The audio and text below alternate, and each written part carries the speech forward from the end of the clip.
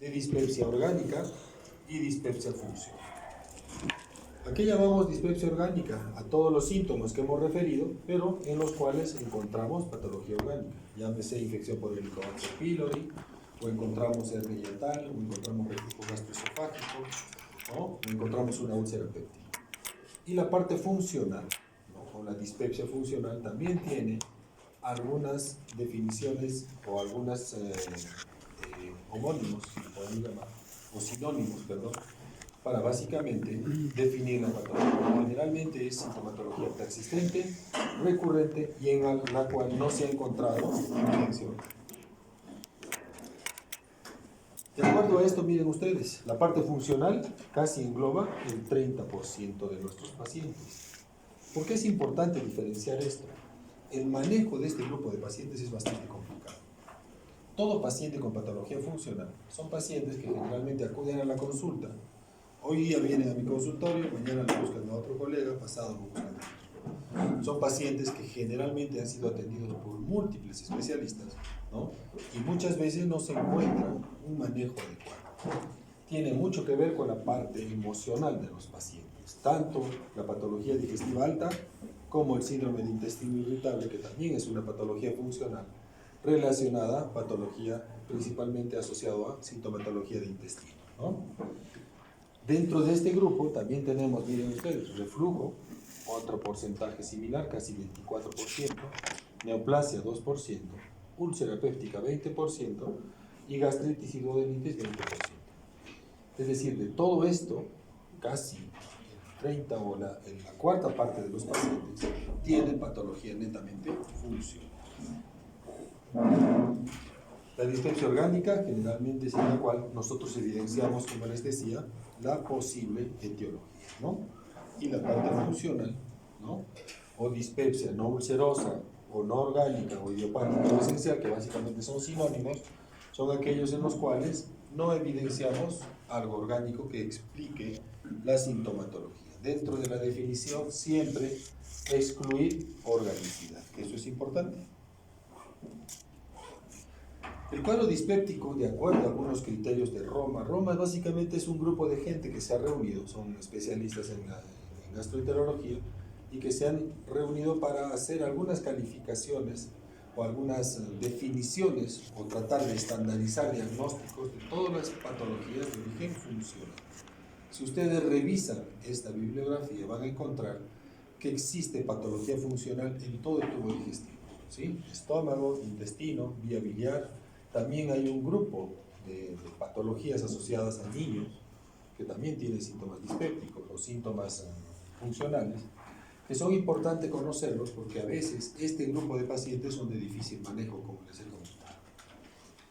La dispepsia la podemos dividir en dos: síndrome del dolor epigástrico, es decir, la dispepsia en la cual predomina el dolor, ¿sí? Y el otro es síndrome de distrés postprandial. Es decir, este segundo grupo predomina básicamente las molestias después de la ingesta de alimentos, ¿sí? Esa es la diferencia principal entre ambos. El síndrome de dolor epigástrico, la definición es similar. Tiene que presentarse 3 meses seguidos, los últimos 6 meses del diagnóstico. Pero debemos tener siempre la predominancia de los síntomas. El síndrome de dolor epigástrico, ¿qué predomina? Dolor y ardor en epigastrio, que generalmente se puede presentar de manera intermitente, localizado siempre en la parte central, en epigastrio, y la intensidad es más o menos de grado moderado o grave, en el cual básicamente le obliga al paciente a ir a una consulta y como mínimo debe presentarse una vez por semana este tiempo de 3 meses, ¿sí? Siempre esta sintomatología de dolor tiene la característica de que no es generalizado, ¿sí? Es una localización central, generalmente no relacionado, ni mejora ni empeora con la defecación ni con la eliminación de flatos.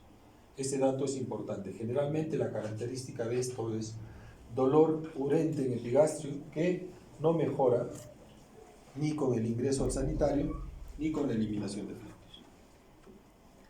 Y el síndrome de distrés postprandial, la característica principal es la sensación de llenura, sensación de saciedad, es decir, el paciente come de manera adecuada, termina de comer y tiene una sensación de embollamiento, de balonamiento intenso, que generalmente se presenta con los alimentos convencionales y también tiene presentación de entre una a varias veces por semana.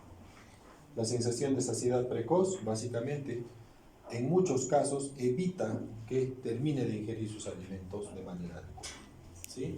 Esa es la diferencia entre uno y otro. Uno, duele el estómago, es decir, epigastralgia intensa, y el otro, sensación de saciedad o de llenura, que a veces le obliga a dejar de consumir sus alimentos.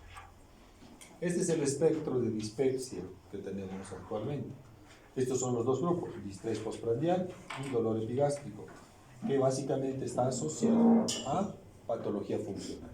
Pero dentro de todos nuestros pacientes que acuden a la consulta, hay un grupo grande de pacientes que salen de este esquema y que no llegan a la consulta o son atendidos en emergencias por múltiples patologías similares a las que estamos mencionando y no son diagnosticados, ¿no? Y reciben medicación o se automedican y básicamente no llegan a la atención regular. ¿Cómo podríamos entender la fisiopatogenia de esto?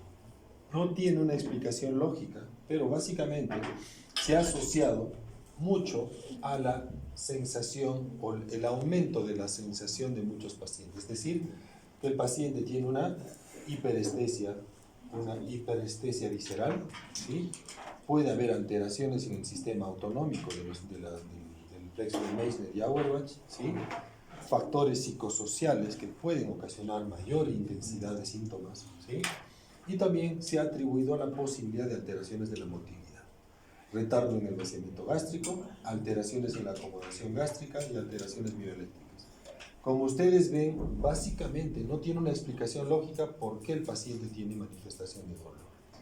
Pero un dato importante, que han visto que muchos pacientes que reciben la terapia para Helicobacter pylori mejoran considerablemente sus síntomas y no son de frecuente presentación estas manifestaciones una vez que reciben el tratamiento.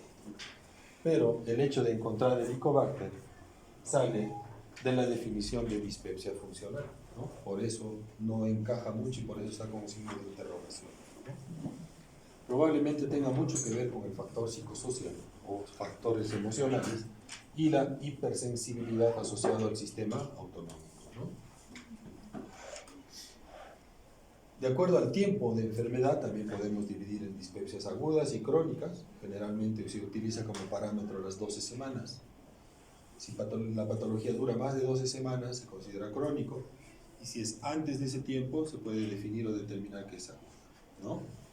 ¿Cómo podemos diagnosticar esto? Tenemos algunos algoritmos que pueden servir como para hacer una definición. Acuérdense que actualmente la mayoría de patologías que tenemos presentes, o que básicamente cuando hacemos la atención de los pacientes, se trata de utilizar esquemas o protocolos para facilitar el diagnóstico y evitar la posibilidad de solicitar muchos exámenes auxiliares que a veces a ustedes les van a ocasionar mayor dificultad o los van a desorientar en la posibilidad de llegar al diagnóstico. Si tenemos un paciente con síntomas de dispepsia, ¿no? Sensación de plenitud, saciedad o epigastralgia, nosotros tenemos que definir, ¿esto es de origen orgánico o funcional? ¿Cómo diferencio esto? Básicamente, puedo plantear hacer una endoscopia alta en este paciente. Si encuentro Helicobacter o una úlcera o reflujo, digo que es orgánico, ¿no? Si no encuentro esto, entraría dentro del grupo de patología funcional. Tenemos, una vez que definimos que es funcional, tenemos dos grupos. ¿Qué es lo que predomina? La sensación de dolor sería dispepsia con dolor epigástrico, o si predomina la sensación de plenitud o saciedad, síndrome de distrés postprandial. Ahí podríamos nosotros diferenciar y hacer un diagnóstico de qué tipo de dispepsia tiene nuestro paciente. La prevalencia, miren ustedes, la parte funcional actualmente, miren, casi llega al 60%, y cuando nosotros encontramos la etiología, la consideramos como orgánica, pero no llegamos al 40%. Es decir, actualmente predomina la patología funcional en nuestros pacientes. Generalmente es necesario realizar estudios sistemáticos en todos los pacientes y siempre es importante considerar la sintomatología de vuestro paciente, ¿no? Para determinar y tratar de resolver el problema del paciente. la sensación de molestia es bastante intensa. Siempre la historia clínica va a ser un dato importante, ¿sí? El examen físico también es importante para descartar organicidad y considerar la posibilidad de pedir exámenes auxiliares en grupos etarios por encima de los 45 años. ¿Por qué se toma ese corte de 45 a 50 años? Básicamente, la incidencia de cáncer gástrico en nuestro medio es más alta a partir de esa edad, ¿no? Todos los estudios que recomiendan hacer screening o despistaje de cáncer gástrico están direccionados a grupos etarios por encima de los 50 años. Ahí salen de este grupo todos los pacientes que tienen familiares con patología neoplásica a edad temprana.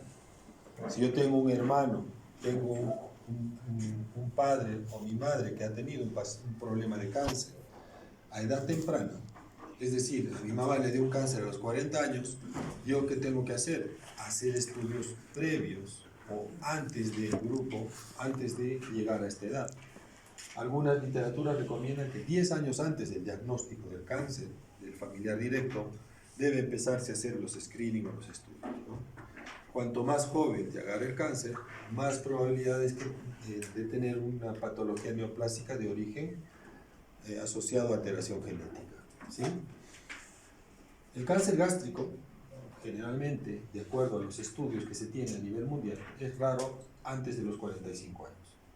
A partir de los 45 años hay mayor incidencia siempre en varones que en mujeres, pero a partir de que aumenta la edad del paciente, se van equiparando las probabilidades de tener cáncer, tanto en varones como en mujeres.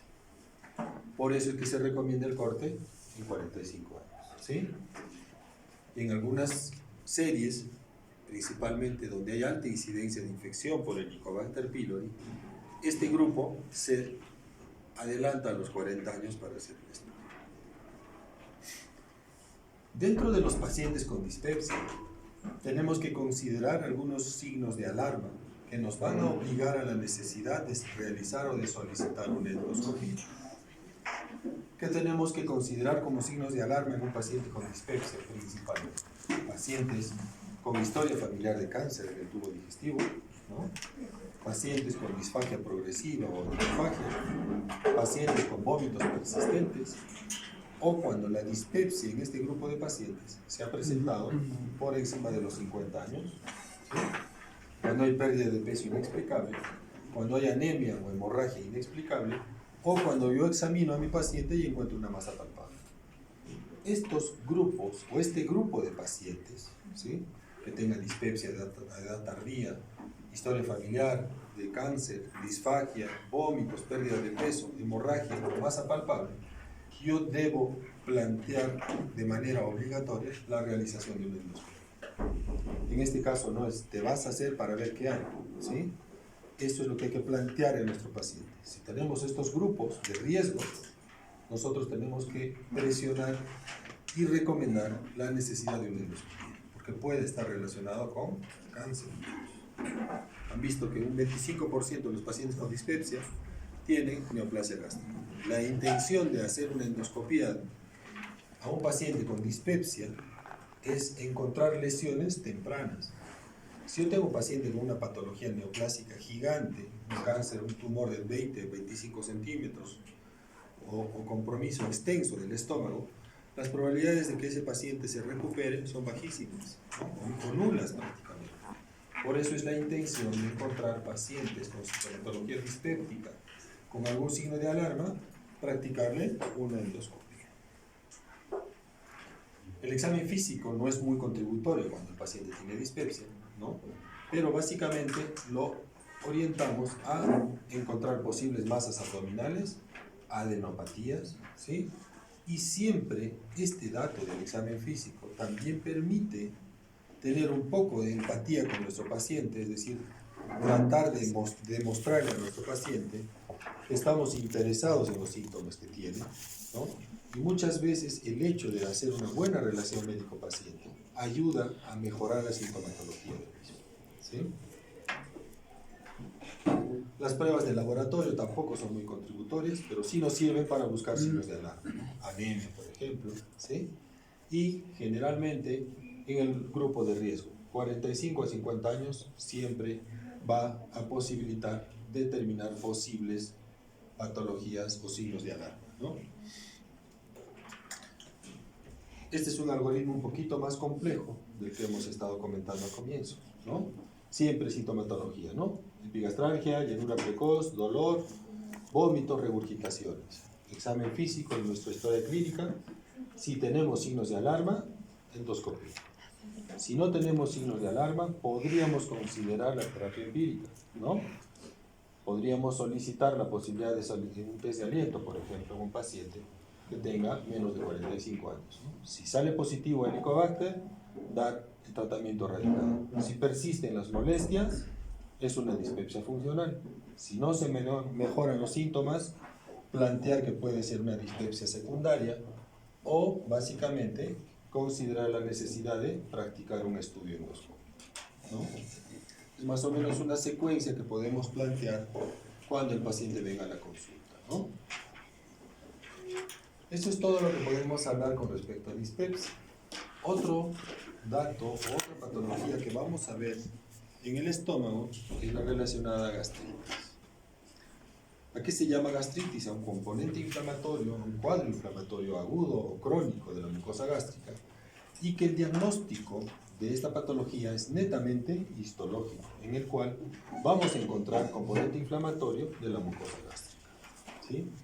La duodenitis es una inflamación también por estudio histológico de la mucosa duodenal, y siempre va a haber alteraciones o daño del epitelio, tanto afectaciones a nivel vascular como aparición o presencia de células inflamatorias. Entonces, ¿cómo definimos a la gastritis? Como un proceso inflamatorio del estómago, ¿sí? Como concepto básicamente afectación histológica, en el cual básicamente el paciente va a sentir síntomas de epigastralgia, pirosis generalmente, y que mejora muchas veces con la ingesta de alimentos, ¿no? De acuerdo a la ubicación del daño o el grado de inflamación que encontremos en la mucosa gástrica, podemos determinar que es una gastritis antral, una gastritis corporofúndica o oxíntica, una pangastritis, es decir, una inflamación de toda la mucosa gástrica, o una gastritis atrófica multifocal. Esto básicamente es una definición que van a encontrar ustedes cuando vean estudios endoscópicos en algunos casos. La gastritis la podemos dividir en agudas y crónicas. Las agudas son las básicamente de corta evolución, generalmente menos de 2 semanas. Y las crónicas, principalmente tenemos 2 tipos de gastritis. La de tipo A, que básicamente está asociado a algunas alteraciones genéticas, y la de tipo B, que básicamente está asociado a infección por Helicobacter pylori. Hay otras gastritis especiales que básicamente las vamos a mencionar, como linfocíticas y granulomatosas. Pero los 2 tipos especiales importantes son estos 2, tipo A y tipo B, que básicamente el manejo es completamente diferente. La gastritis agudas, como les había mencionado, básicamente son eventos agudos de corta duración. Generalmente pueden ser erosiones o hemorrágicas, erosiva o hemorrágica. ¿Qué es importante determinar o definir o entender con respecto a la gastritis? Las lesiones de la mucosa son superficiales, nunca alcanzan la capa muscular de la mucosa. ¿Qué significa esto? Yo le hago una endoscopia a un paciente, encuentro lesiones superficiales, le doy tratamiento, le repito la endoscopia en 2 o 3 días y ya no encuentro ningún estigma ni ningún daño en la mucosa. No deja cicatriz, la gastritis erosiva. Los focos hemorrágicos pueden ser puntillados, aislados, o puede ser que el estómago sangre de manera masiva también. Son casos raros, pero básicamente son hallazgos netamente endoscópicos, ¿no? Todas estas patologías pueden ocasionar gastritis, muchachos, ¿sí? Y miren ustedes, pacientes grandes quemados, pacientes con shock séptico, politraumatizados, pacientes que consumen antiinflamatorios no esteroideos, consumo de alcohol, ingesta de sustancias cáusticas, consumo de medicamentos, pacientes con quimioterapia, pacientes con consumo de cocaína. Todos estos pueden ocasionar, o todas estas sustancias pueden ocasionar daño en la mucosa Y también pueden encontrar gastritis erosivas extensas en pacientes sometidos a estrés. Básicamente, grandes quemados, hospitalizados, politraumatizados, ¿no? También algunas afectaciones vasculares pueden ocasionar daño en la mucosa asociado a vasculitis principalmente, y el reflujo gastroesofágico también puede ocasionar lesiones agudas.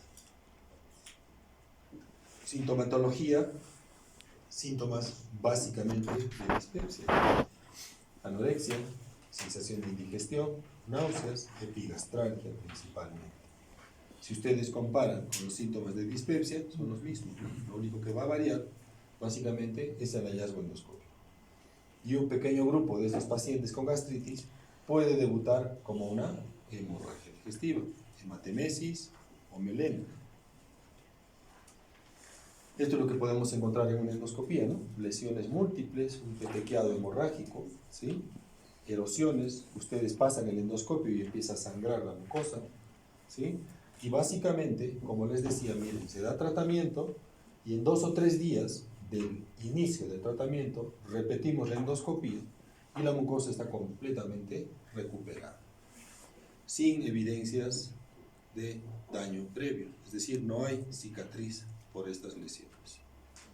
Esta es una erosión, lesiones superficiales, aisladas. Si yo le doy tratamiento, le repito la endoscopía, a los días voy a encontrar una mucosa similar a esta, ¿no? No voy a encontrar el punto que evidenció la erosión o la hemorragia en algunos casos, ¿no? O puede llegar a esto, ¿no? Erosiones múltiples, ¿no? Que pueden ocasionar sangrados masivos. Y este ha sido un caso de una necesidad quirúrgica, ¿no? Han tenido que hacer una gastrectomía total porque no había cómo controlar la hemorragia, ¿no? Son eventos muy poco frecuentes, pero hay que tener en consideración que las erosiones pueden ocasionar sangrados masivos. Los otros 2 tipos de gastritis crónica que habíamos mencionado principalmente son los que están asociados a la gastritis tipo A y tipo B. La tipo A es básicamente una gastritis crónica atrófica. ¿Qué significa? Ustedes hacen una endoscopia y van a encontrar ausencia de los pliegues gástricos, atrofia de la mucosa, y generalmente compromete de forma difusa la mucosa. Es decir, hay un compromiso y afectación tanto del fondo como del cuerpo gástrico. Nosotros hacemos la endoscopia y encontramos, normalmente han visto que la mucosa gástrica está llena de pliegues, ¿no? Se ve así la mucosa. ¿Dónde está?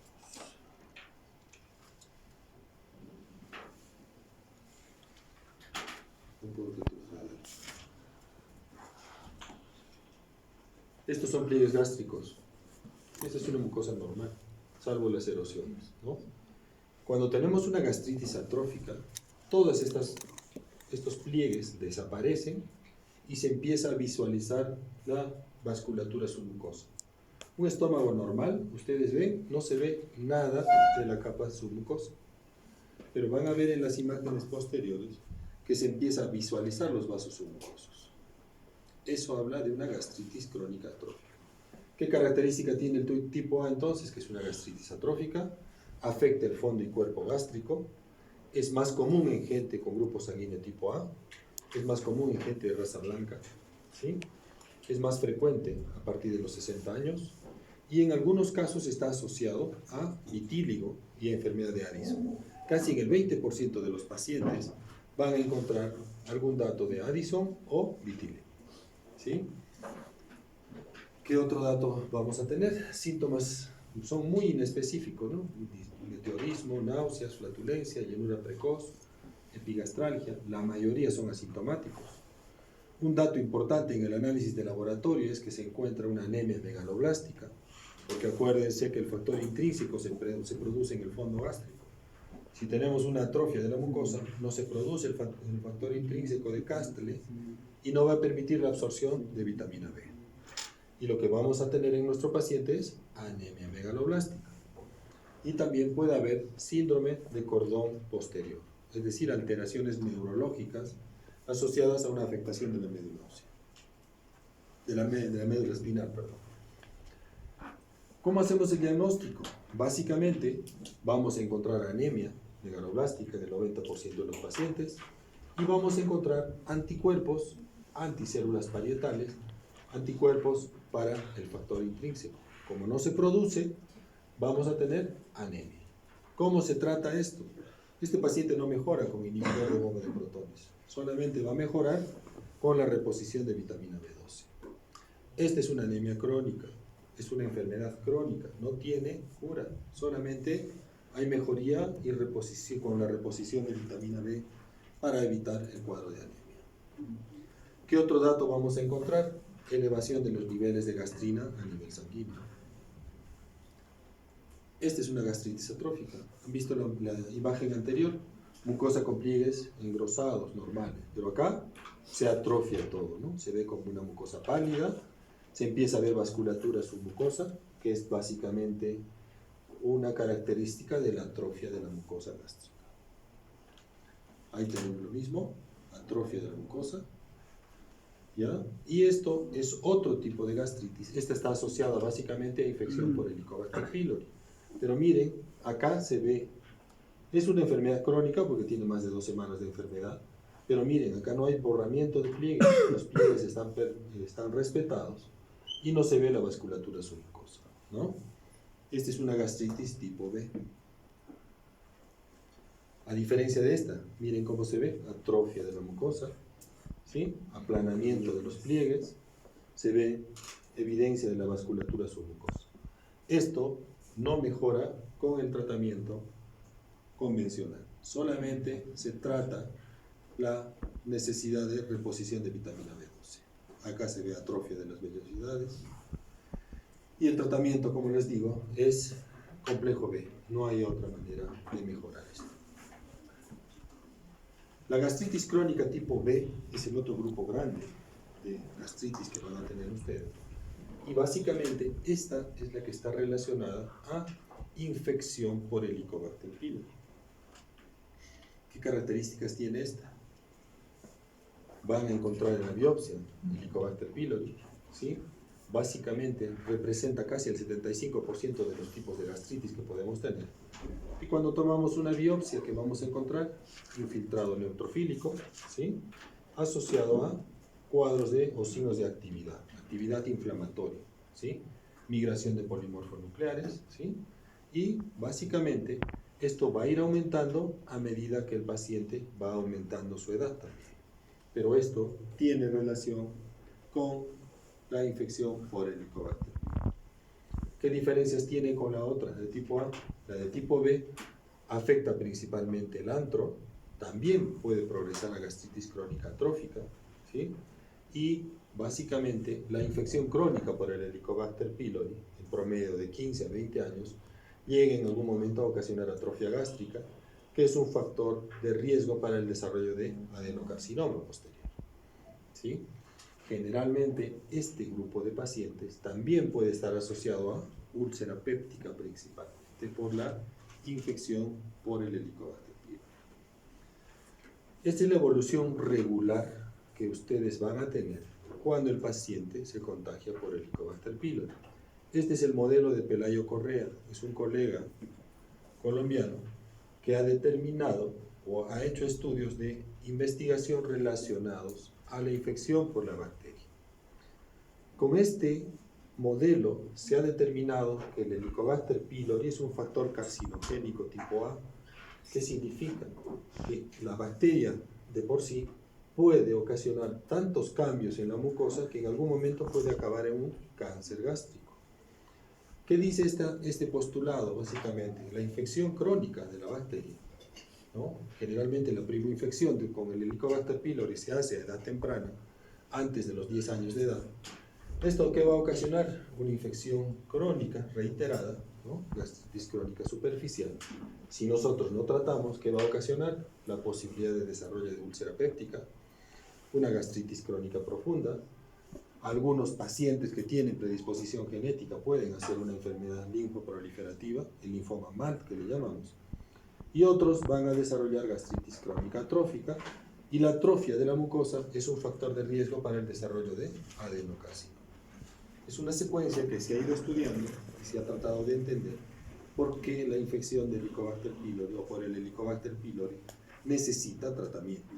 Antiguamente se decía solamente se debe tratar a los pacientes con síntomas. Actualmente se recomienda que todo paciente con infección por Helicobacter pylori debe recibir medicación. Un dato importante de la cronicidad de la enfermedad es que la mayoría son asintomáticos o dan síntomas inespecíficos. Si ustedes comparan con el tipo A, son síntomas similares: meteorismo, náuseas, flatulencia, llenura precoz, epigastralgia. Son síntomas que también engloban el diagnóstico de dispepsia, ¿no? Es por eso que a veces nos ocasiona dificultades para el diagnóstico y el manejo posterior. Siempre en el tipo B tenemos que buscar la posibilidad de infección por Helicobacter pylori, que esto nos va a permitir la posibilidad de controlar y curar a nuestros pacientes.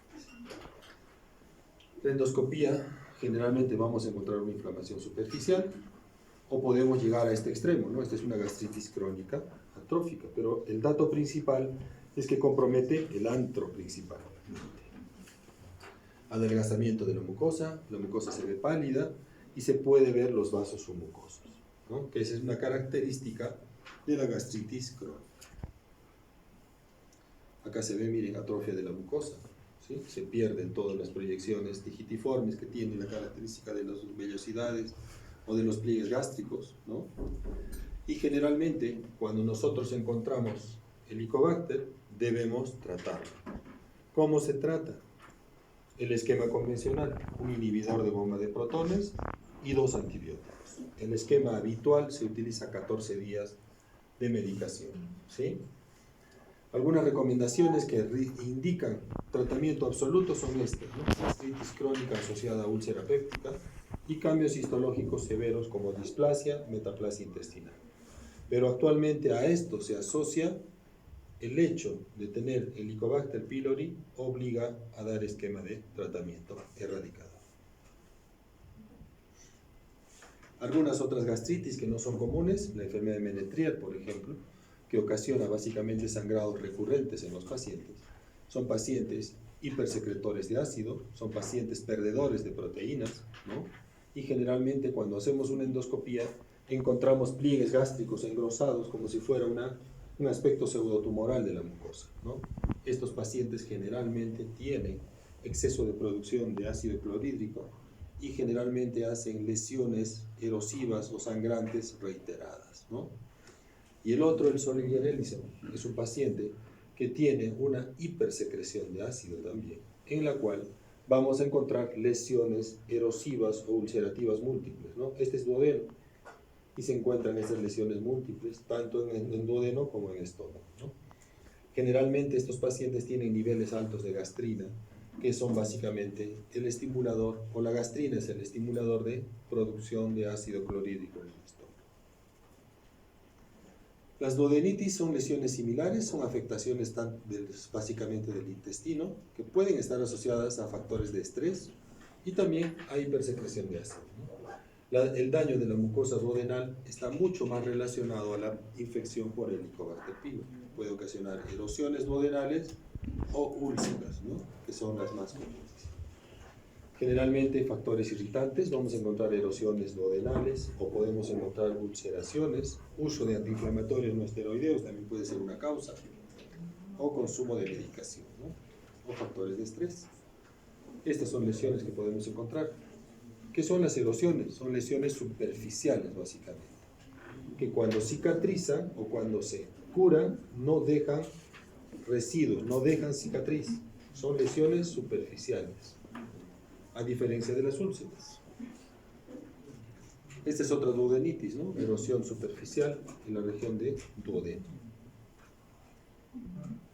Y básicamente, como les decía, lo más importante actualmente es determinar si nuestro paciente está contaminado o no con Helicobacter.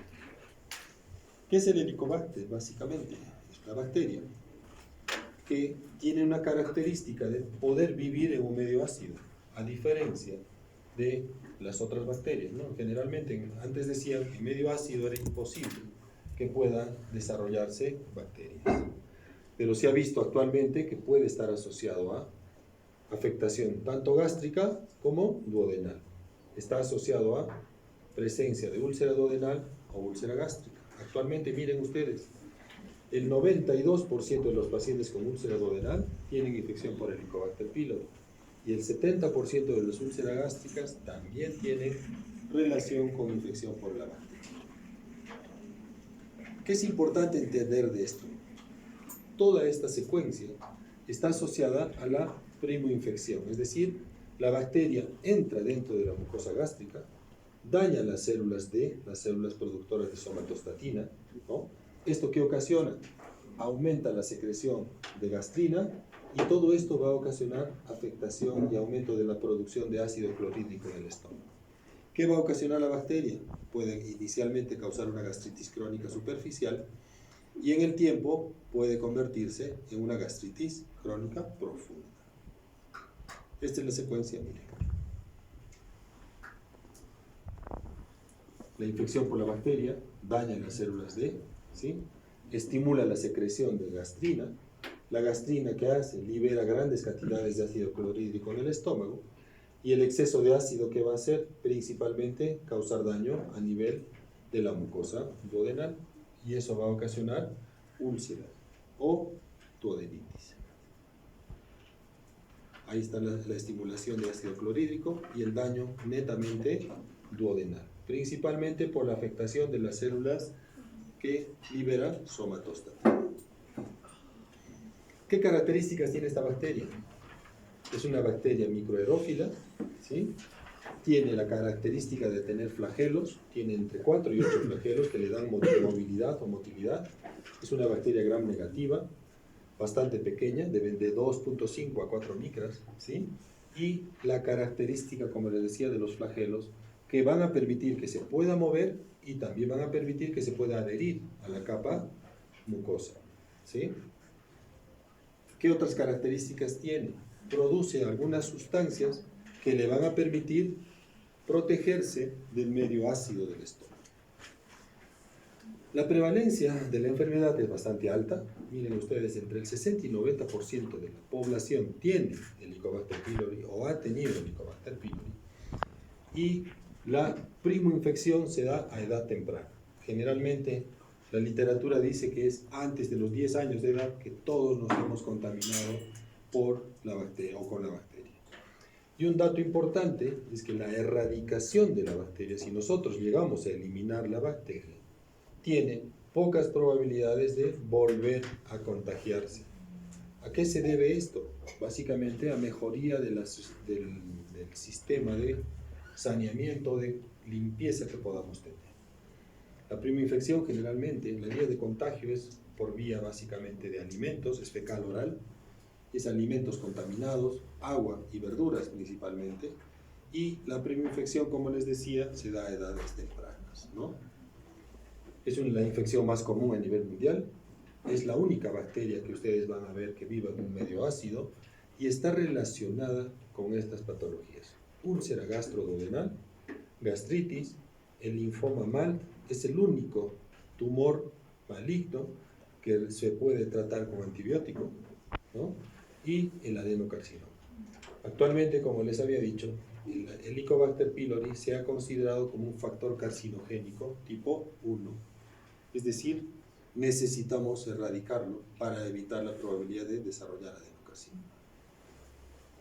El ingreso es por vía oral.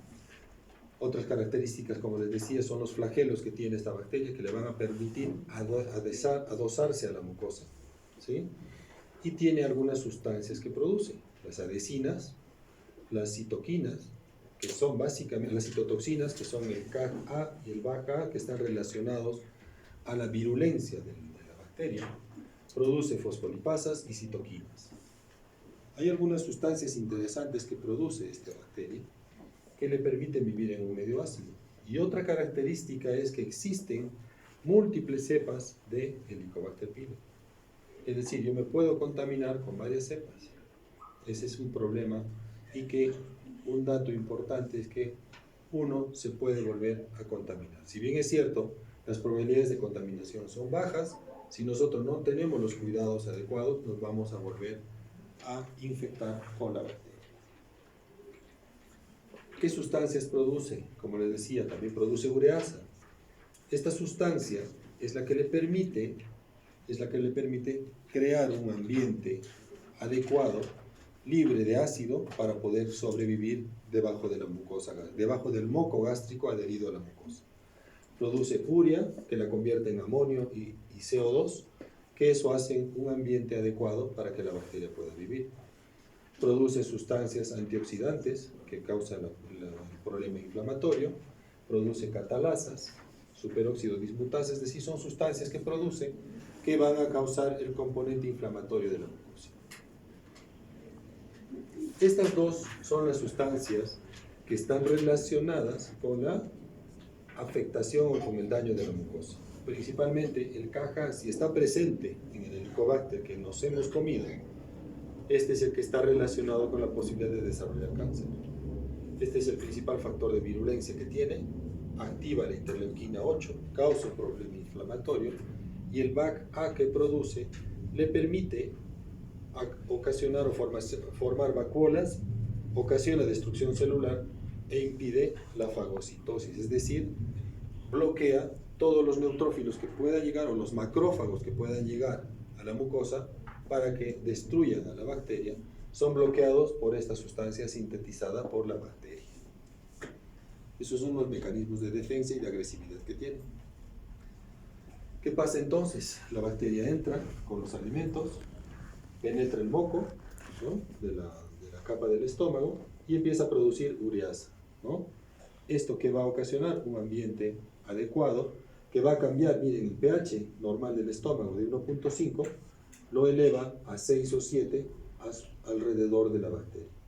Ese ambiente adecuado permite la proliferación de la bacteria y mayor daño en la mucosa. Estas son las partes que tiene, los flagelos que son importantes, que le van a permitir adherirse a la mucosa, y todas las otras sustancias que las hemos descrito. ¿Cómo uno se contamina? Como les decía, básicamente es por vía fecal-oral, alimentos contaminados y agua contaminada. Está relacionado a situaciones de déficit de adecuado hacinamiento, básicamente problemas de limpieza, problemas o relacionado básicamente a consumir verduras crudas, básicamente problemas de no tener sistemas de agua y desagüe adecuados, ¿no?, o donde se eliminan las excretas también, ¿no? En nuestro medio hay muchos sitios donde se liberan los desagües a los ríos, y eso también ocasiona mayor contaminación, ¿no? No se hace el adecuado tratamiento de las excretas antes de ser eliminadas a los ríos. ¿Qué ocasiona? Gastritis aguda o gastritis crónica. Esto es lo mismo que les he descrito antes. Entra la bacteria, afecta a las células centrales, afecta a las células que liberan somatostatina, que es la que bloquea la secreción de ácido clorhídrico, ¿no? La falta o la afectación de las células D, ¿qué ocasiona? Estimulación de las células fúngicas que liberan gastrina. El exceso de gastrina, ¿qué va a ocasionar? Liberación de ácido clorhídrico. Exceso de ácido clorhídrico, ¿qué ocasiona? Daño en la mucosa duodenal principalmente y daño en la región antral. Esto empeora en personas que consumen tabaco de manera regular. Se hace mucho más intenso el daño de la mucosa. Y esto es lo mismo que hemos mencionado. ¿Cómo entra la bacteria? Penetra el moco, se adhiere a la mucosa, ocasiona un medio adecuado para sobrevivir por la producción de la ureasa, ¿no? Produce básicamente amonio y CO2, aumenta la proliferación de las bacterias. ¿Qué va a ocasionar esto? Daño celular directo, destrucción de la mucosa, y esto se va a manifestar o como una úlcera o como erosiones, ¿no? Si esto persiste, ¿qué va a ocasionar? Daño, ya sea a nivel duodenal por la hipersecreción de ácido, o daño directo, como ven, en la mucosa gástrica, ¿no? Siempre la destrucción del tejido está asociado ya sea por la afectación de la misma mucosa, de la misma bacteria sobre la mucosa, daño, ¿no?, y también afectación por el exceso de producción de ácido que tiene este paciente, ¿no? Este es el modelo que les mencionaba, el de Pelayo Correa, básicamente, ¿no? ¿Qué va a ocasionar a nuestros pacientes? La primoinfección, una mucosa normal, se infecta el paciente, gastritis aguda. Si no se trata, gastritis crónica. Podemos tener varios brazos, ¿no? Una gastritis crónica que predomina en el antro, que va a ocasionar en algún grupo de pacientes úlcera duodenal o solamente gastritis o úlcera gástrica, ¿no? En otros puede ocasionar cambios histológicos que van a manifestarse como un linfoma mal, que es el tumor que va a responder al tratamiento antibiótico. Gastritis crónica atrófica, otro grupo de pacientes que puede manifestarse como úlcera gástrica, o empieza a haber metaplasia intestinal, gastritis crónica atrófica, y esto va a evolucionar al cáncer gástrico. Esta es básicamente la secuencia de infección que ha descrito este colega desde la niñez hasta edades avanzadas, ¿no? A mayor edad, mayor riesgo de desarrollar cáncer por la enfermedad crónica que produce esta bacteria. Ese es el tema de hoy, muchachos. No sé si tienen alguna pregunta. Saquen una hojita, por favor. Son 3 preguntas.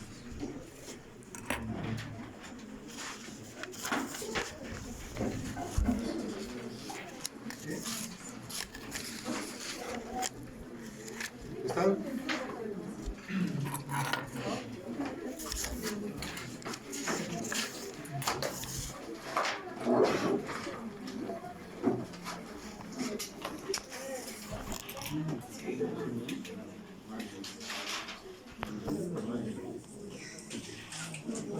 Vamos, muchachos, empecemos. Son 3 preguntas, ¿sí? Ya no hablen